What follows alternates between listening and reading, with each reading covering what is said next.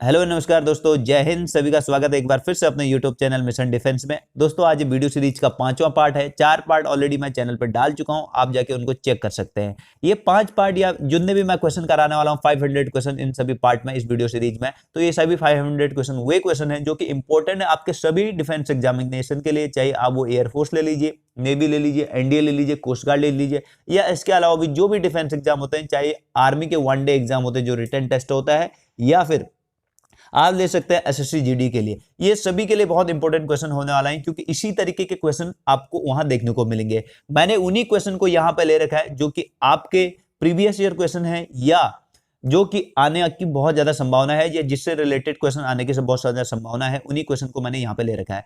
तो अगर आपको वीडियो पसंद आता है तो प्लीज लाइक कीजिएगा, शेयर कीजिएगा और सब्सक्राइब जरूर करिएगा चैनल को। चलिए सबसे पहले क्वेश्चन की ओर बढ़ते हैं। रूबल किस देश की मुद्रा है? तो यहाँ पे हमारे पास 4 ऑप्शन है। आपको इस क्वेश्चन से पता चल जाना चाहिए कि ये क्वेश्चन, ये जो टॉपिक है वो कितना इंपॉर्टेंट है, क्योंकि इस टॉपिक से कि जो देश और करेंसी, उस देश की मुद्रा और उस देश का बारे में नाम, अगर कभी मुद्रा का नाम दे दिया जाएगा और आपसे देश पूछ लेगा, या कभी देश दे देगा और आपसे उस देश की मुद्रा का नाम पूछ लेगा, ये बहुत इंपॉर्टेंट टॉपिक है। तो आपको मांगता है कि ये टॉपिक अच्छी तरह से आप क्लियर कर लीजिए। आप अगर डिफेंस एग्जाम दे रहे हैं तो एक ना एक क्वेश्चन जरूर फंसता है यार यहाँ से।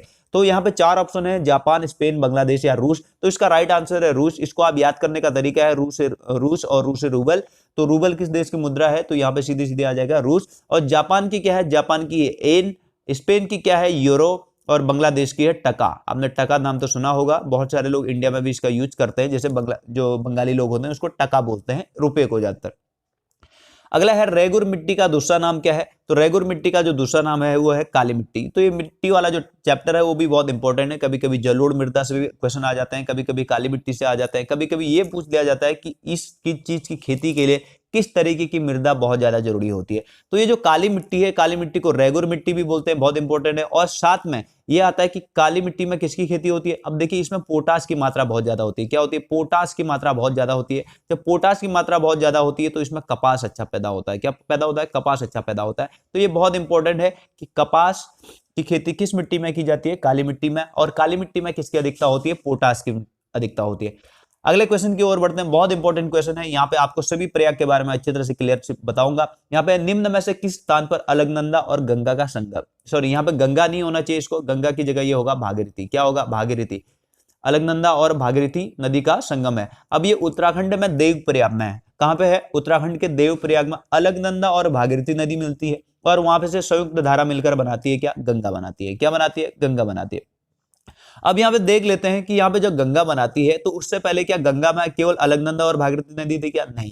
यहाँ पे सबसे पहले गंगा का उद्गम स्थल माने हम लोग, तो यहाँ पे बद्रीनाथ के नजदीक से 2 गंगाएं निकलती है। एक विष्णु गंगा, एक निकलती है विष्णु गंगा, और एक निकलती है धौली गंगा। जब विष्णु गंगा और धौली गंगा आगे बढ़ती है तो विष्णु प्रयाग में मिल जाते हैं एक जगह। जब विष्णु प्रयाग में मिलती है तो वहां पे से उनका नाम हो जाता है अलकनंदा। क्या नाम हो जाता है? अलकनंदा। अब जैसी अलकनंदा थोड़ा सा आगे बढ़ी तो वहां से एक नदी आती है, नंदाकिनी नदी। जो क्या आती है? नंदाकिनी नदी, जो कि नंद प्रयाग में मिल जाती है। कहां पे मिलती है? नंद प्रयाग में। उससे थोड़ा सा आगे जाती है, उसका नाम अलकनंदा ही रहता है। जब थोड़ा सा आगे जाती है तो पिंडर नदी मिलती है। कौन सी नदी? पिंडर नदी मिलती है, जो कि कर्ण प्रयाग में मिलती है। कहां मिलती है? कर्ण प्रयाग में। जब ये थोड़ा सा और आगे जाती है तो ये रुद्र प्रयाग में जाती है, और रुद्र प्रयाग में यहां पे मिलती है आपका कौन सी नदी? मंदाकिनी नदी। कौन सी नदी मिलती है? मंदाकिनी नदी, जो कि केदारनाथ से निकलती है। और कभी कभी ये क्वेश्चन पूछ लिया जाता है कि केदारनाथ कौन सी नदी के किनारे है, या कौन सी नदी केदारनाथ में निकलती है, तो सीधी सीधे आ जाएगा मंदाकिनी नदी। और मंदाकिनी नदी और अलकनंदा कहां पे मिलती है? रुद्रप्रयाग में।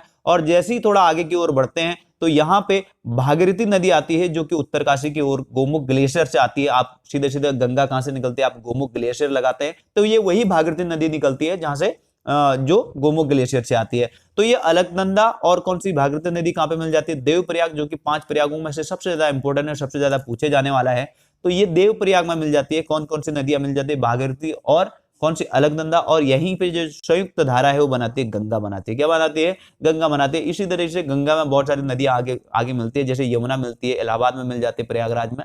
तो ये इंपॉर्टेंट है, आपको गंगा नदी तंत्र एक बार अच्छी तरह से पढ़ लेना चाहिए, क्योंकि बहुत ज्यादा इंपॉर्टेंट है। इससे एक क्वेश्चन जरूर बनता है। तो यहाँ पे आपको क्वेश्चन समझ में आ गया होगा, इसका आंसर भी समझ में आ गया होगा। तो यानी कि गंगा नदी, सॉरी, किस स्थान पर अलकनंदा और भागीरथी नदी का संगम है? तो यह है देवप्रयाग पर।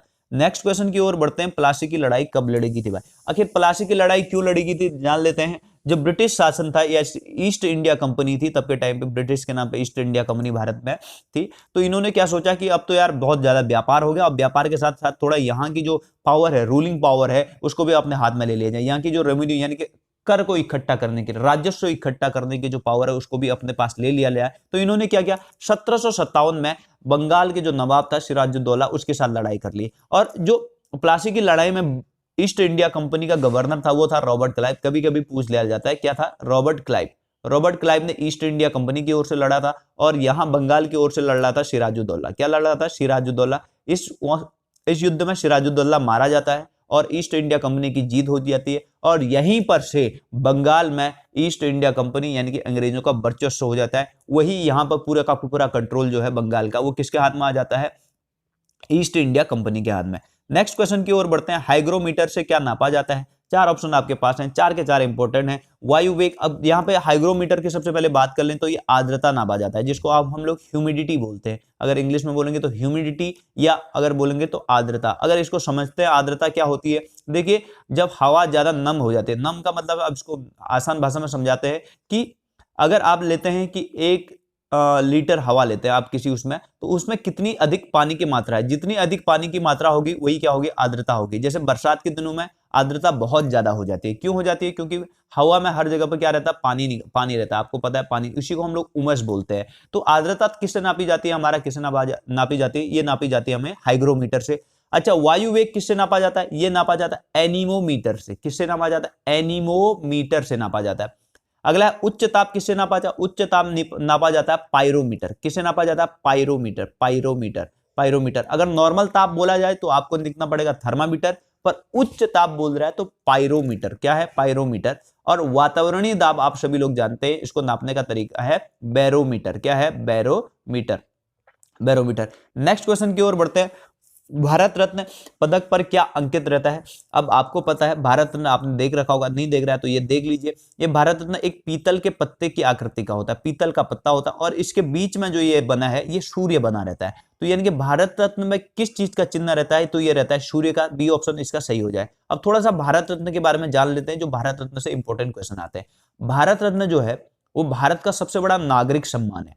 1954 में इसकी स्थापना होती है। सबसे बड़ा नागरिक सम्मान, सर्वोच्च सम्मान ये माना जाता है 1954 में। और यहां इसी साल 3 व्यक्तियों को पहला भारत रत्न मिल जाता है। अब वो 3 व्यक्ति कौन कौन थे भाई? पहले व्यक्ति थे हमारे जाने माने और चहेते वैज्ञानिक, जिनका नाम था सीवी रमन। क्या था? सीवी रमन, जिन्होंने रमन प्रभाव की खोज की थी। बहुत इंपॉर्टेंट आता है।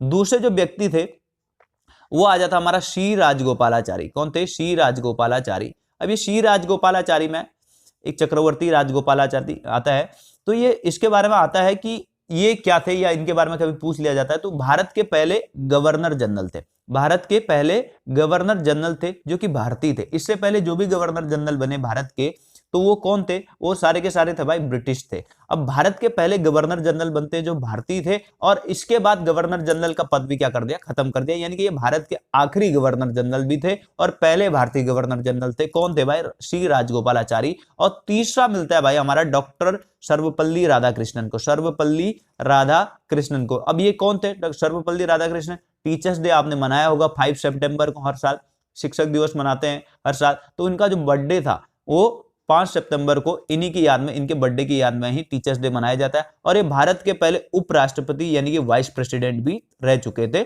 डॉक्टर सर्वपल्ली राधाकृष्णन। और ये दूसरे राष्ट्रपति भी थे। जब राजेंद्र प्रसाद जी की डेथ हो जाती है या वो पद से हट जाते हैं, तो उसके बाद ये राष्ट्रपति बनते कौन? कौन बनते हैं? Doctor Sarvepalli Radhakrishnan. Next question की ओर बढ़ते हैं, निम्नलिखित में से कौन सा विटामिन जल में घुलनशील है?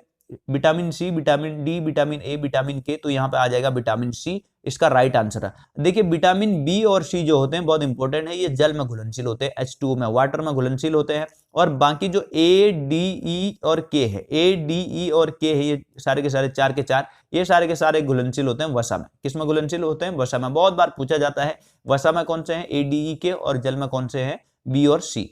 नेक्स्ट क्वेश्चन है, मरीचिका किस चीज का उदाहरण है? यानी कि मरीचिका जो होती है, जो घटना होती है, वो किस चीज की वजह से होती है? ये होती है पूर्ण आंतरिक परावर्तन। पूर्ण आंतरिक परावर्तन के कारण ये होती है। तो पूर्ण आंतरिक परावर्तन क्या चीज है, इसको हम लोग समझ लेते हैं। पूर्ण आंतरिक परावर्तन क्या है, यहाँ पे आप यहाँ पे देख सकते हैं, ये जो पेड़ है उसकी छाया उसको कहीं और ही दिख रही है। क्या होता है भाई, जब गर्मियां में जब गर्मी आती है, उसकी दोपहर होती है, तो नीचे की जो जमीन है, जमीन के बगल की हवा सीधी सी बात है गर्म हो जाएगी सारी की सारी, क्योंकि जमीन बहुत गर्म हो चुकी है, ये गर्म हो जाती है, और ऊपर की हवा क्या रहती है, ठंडी रह जाती है, जिसकी वजह से इनकी लेयर में डिफरेंस आ जाता है। डिफरेंस का मतलब होता है ये विरल माध्यम हो जाता है, नीचे वाला विरल का मतलब दूर दूर हो जाते हैं इसमें कण, और ये हो जाता है सघन माध्यम। अब जब सघन माध्यम और विरल माध्यम दो माध्यम बन गए, तो आपको पता है कि ऐसे माध्यम में क्या होता है, प्रकाश का अपवर्तन हो जाता है। और जब प्रकाश का अपवर्तन होता है, तो ये जो इसकी किरण यहाँ से सीधे सीधे आनी थी, यहाँ से सीधे सीधे आनी थी, वो यहाँ से ना आकर के पूरी प्रकाश की किरण मुड़ के आ जाती है इस तरीके से। अब ये इतना ज्यादा मुड़ जाती है कि इसका जो इमेज है वो इतना दूर बन जाता है, और ये पूरा परावर्तन का रूप ले लेती है। इतना ज्यादा हो जाता है कि ये किसका रूप ले लेती है, परावर्तन की वजह, जिसकी वजह से हमें कोई चीज, यानी जैसे पेड़ है, पेड़ का पूरा ऊपर का टॉप है, या पेड़ है, या पानी का तालाब है, वो कहीं और होगा और हमें कहीं और दिखेगा। और तो हमें ये होता है कि ये छद में, यानी कि हमारे साथ धोखा हो जाता है कि कहीं पे कोई चीज है और हमें कहीं और चीज दिखती है। तो रेगिस्तानों में ज्यादा होता है, जिसकी वजह से लोगों को पेड़ पौधे या तालाब वगैरह दिखाई देते हैं। तो ये किसकी वजह से होता है, पूर्ण आंतरिक परावर्तन। बहुत याद कर लीजिए, अपवर्तन में लोग कंफ्यूज होते हैं, अपवर्तन नहीं है इसका दोस्त, अपवर्तन बिल्कुल नहीं है इसका, है पूर्ण आंतरिक परावर्तन। नेक्स्ट क्वेश्चन है, निम्नलिखित में से किसे राज्यपाल द्वारा नियुक्त नहीं किया जाता है। आपको पता है जैसे केंद्र में राष्ट्रपति, उसी तरीके से राज्य में राज्यपाल। अब राज्यपाल किस किस की नियुक्ति करता है भाई, मुख्यमंत्री की नियुक्ति करता है। अरे बहुत सारे लोग बोलेंगे कि यार मुख्यमंत्री की नियुक्ति तो जनता द्वारा की जाती है, उसका चुनाव होता है मुख्यमंत्री का। नहीं, आप मुख्यमंत्री का चुनाव नहीं करते, आप मुख्यमंत्री का क्या करते हैं, एमएलए का चुनाव करते हैं, जिनको हम लोग विधायक बोलते हैं। अब ये जो विधायक है, यही लोग क्या बनाते हैं, मुख्यमंत्री बनाते हैं। यानी कि मुख्यमंत्री का जो चुनाव होता है वो अप्रत्यक्ष रूप से होता है जनता के द्वारा।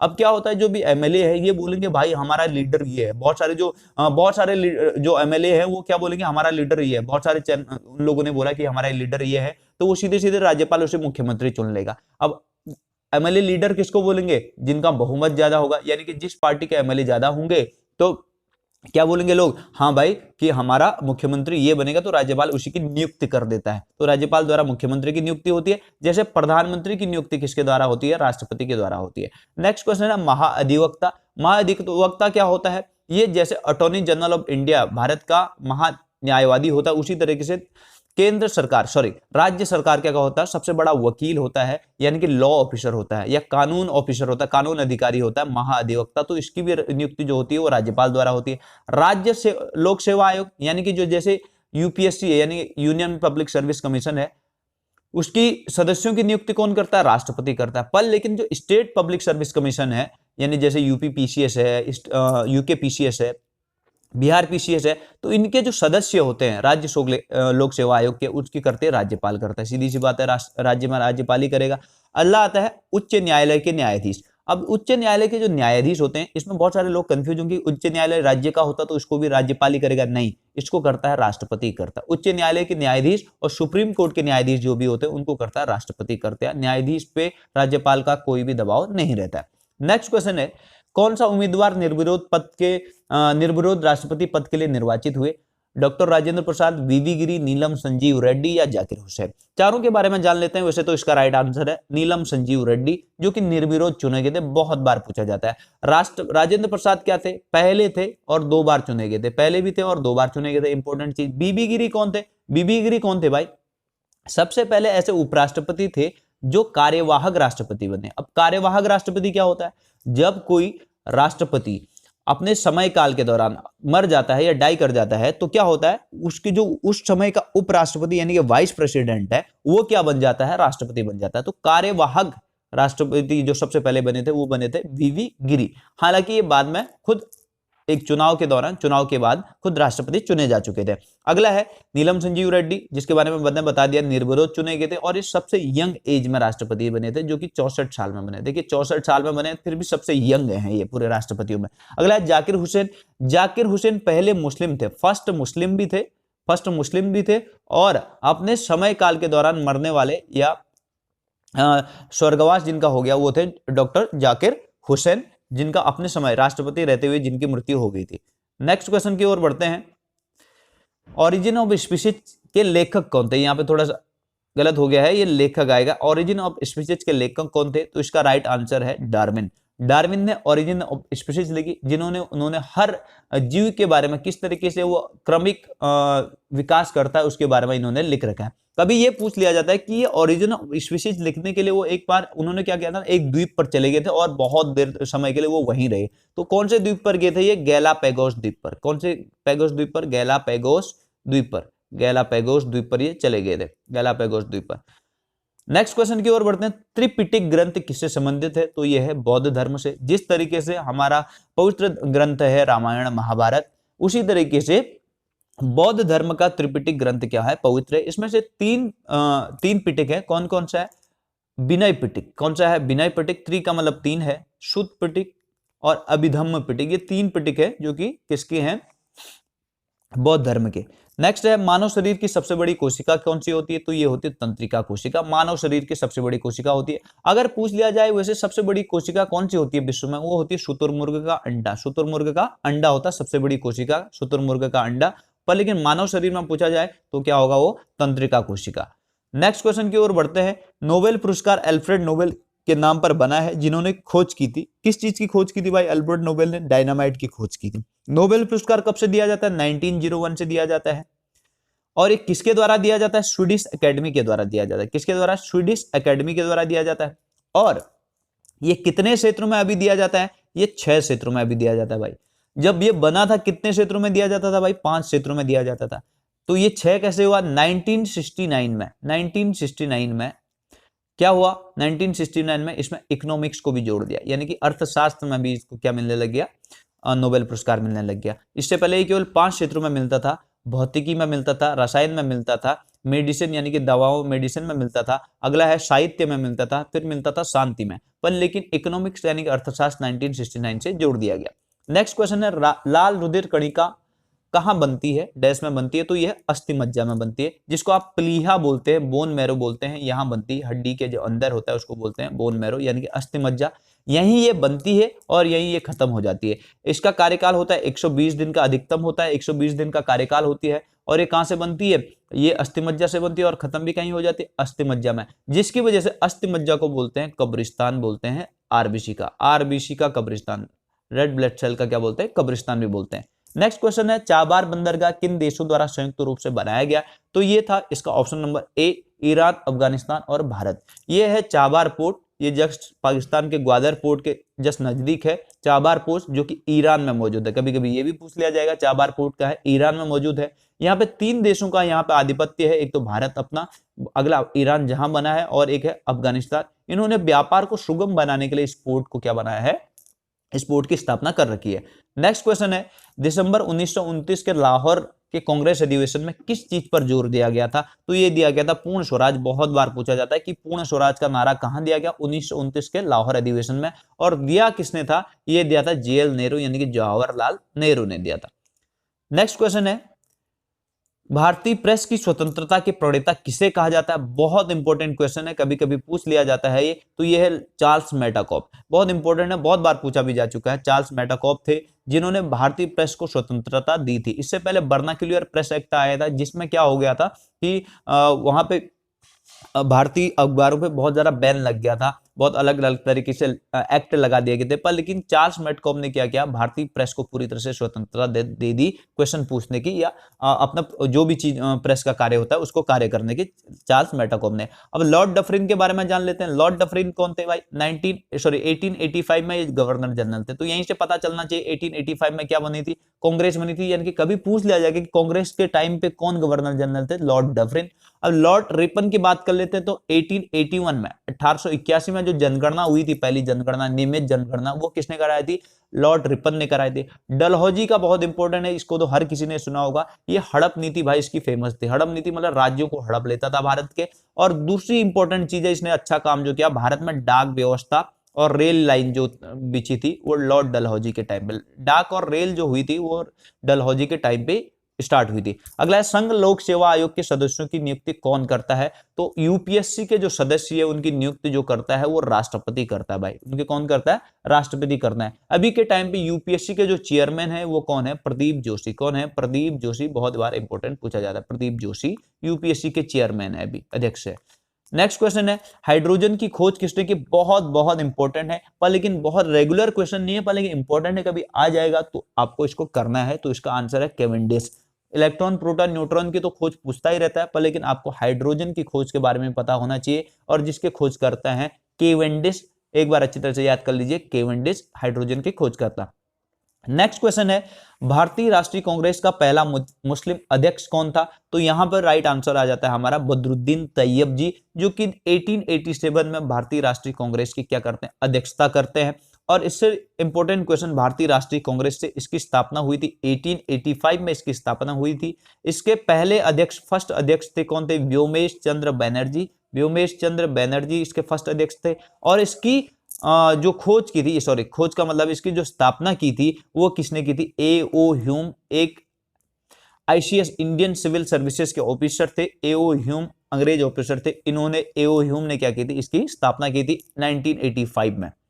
नेक्स्ट क्वेश्चन है डैश में संविधान संशोधन करता है, सॉरी मतलब कौन इसमें से संविधान संशोधन कर सकता है? इन चारों में से रक्षा मंत्रालय नहीं कर सकता है, प्रधानमंत्री भाई नहीं कर सकता, रिजर्व बैंक ऑफ इंडिया नहीं कर सकता, तो ये कर सकते केवल संसद, जिनको चुन के हम लोग भेजते हैं, जनता। तो सीधी सी बात है, जनता जिनको चुन के भेजती है वही लोग संविधान में संशोधन कर सकता है। इवन राष्ट्रपति में संविधान में संशोधन नहीं कर सकता। संसद के किसी भी भाग में, चाहे वो राज्यसभा हो चाहे वो लोकसभा हो, में एक बिल पास होता है, वो बिल पास होने के बाद दूसरी सभा में जाता है। अगर दूसरे में भी पास हो गया तो वो जाता है राष्ट्रपति के पास। राष्ट्रपति यहाँ पे, राष्ट्रपति को साइन करना ही करना होता है। राष्ट्रपति जब जैसे ही इसको साइन करता है तो वो बन जाता है, क्या बन जाता है भैया? नया कानून बन जाता है। और संसद में क्या हो जाता है? सॉरी संविधान में क्या हो जाता है? संशोधन हो जाता है।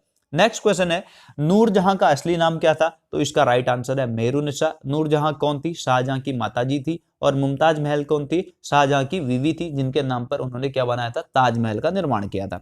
नेक्स्ट क्वेश्चन है मनसबदारी प्रथा किसके द्वारा चलाई गई थी? बहुत बार पूछा जाता है। ये चलाई गई थी मनसबदारी प्रथा अकबर के द्वारा चलाई गई थी। और अकबर में भी कौन से मंत्री के द्वारा चलाई गई थी? टोडरमल, जिसको बोलते हैं टोडरमल। अकबर का जो वित्त मंत्री यानी कि पैसे वाला मंत्री था, उसको टोडरमल ने इसको चलाई थी। नेक्स्ट क्वेश्चन है न्यायालय कितने प्रकार के रिट जारी कर सकता है?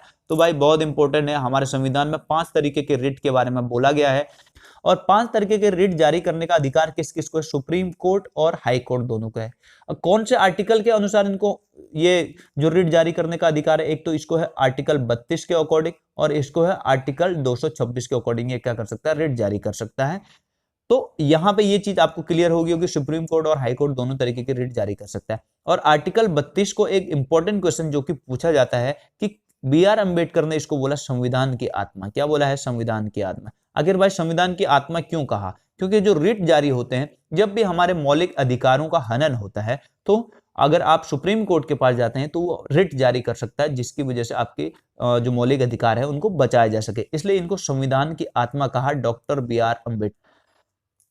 तो दोस्तों ये थे आपके 25 क्वेश्चन जो कि इंपॉर्टेंट थे सारे डिफेंस एग्जाम के लिए, इवन आपके और एग्जाम के लिए। अगर आप एसएससी के लिए कर रहे हैं तो आप लोग इसको देख सकते हैं। अगर आपको वीडियो पसंद आता है तो लाइक कीजिएगा, शेयर कीजिएगा और सब्सक्राइब जरूर करिएगा। तब तक के लिए जय हिंद, धन्यवाद।